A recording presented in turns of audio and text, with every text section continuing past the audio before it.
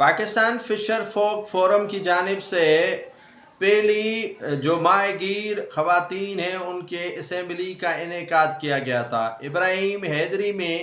یہ اسمبلی کا انعقاد کیا گیا تھا، جس میں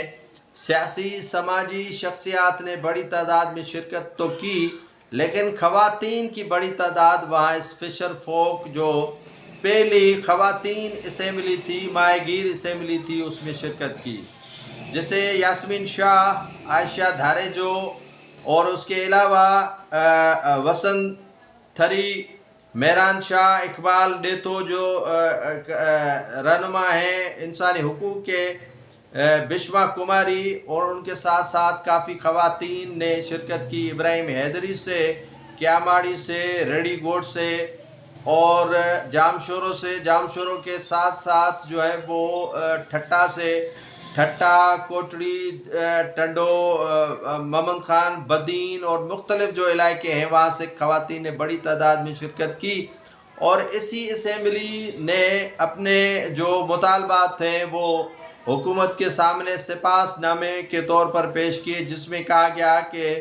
سندھو دریا سے 6 کینال جو پنجاب کی زمین کو آباد کرنے کے لیے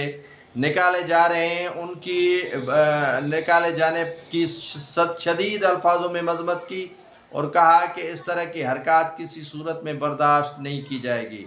یہ پہلی مرتبہ ہے کہ خواتین ماہی گیروں کا جو اسمبلی ہے ان کا انعقاد کیا گیا، جس میں بڑی تعداد میں خواتین نے شرکت کی۔ اب سوال یہ پیدا ہوتا ہے کہ یہ خواتین ماہی گیر احتجاج کر رہی ہیں کہ سندھ کے جو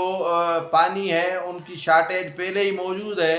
سندھ کو پانی نہیں دیا جا رہا اور زمین سمندر کھا رہا ہے، اور ماہی گیر پریشان ہے اور کافی وہ نقصان میں جا رہے ہیں، لیکن جو یہاں کے اقتدار اعلیٰ پر مسند پر بیٹھے ہوئے اشخاص ہیں وہ اس پر آواز نہیں بلند کر رہے۔ قراردادیں پاس نہیں ہو رہی ہیں سندھ اسمبلی سے، اور نئی سندھ اسمبلی میں موجود پاکستان پیپلز پارٹی،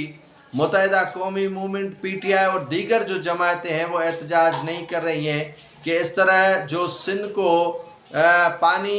پہلے ہی جو ہے وہ ارسا ایکٹ 91 پر جو ہے وہ عمل نہیں کیا جا رہا، اب کیسے جو ہے وہ اس کا پانی چھینا جا رہا ہے اور پانی پر ڈاکہ ڈالا جا رہا ہے۔ کانفرنس رہنما جن میں ترقی پسند پارٹی ہوئی اور پیپلز پارٹی، شہید بھٹو گروپ اور ایس یو پی کی جانب سے تو سراپا احتجاج ہیں، لیکن پیپلز پارٹی کی جانب سے اس کے لیے احتجاج نہ کرنا اور وفاق کے سامنے ڈٹ نہ جانا ایک سوال یا نشان ہے، کہیں پر جو ہے وہ ان کی رضامندی تو شامل نہیں ہے۔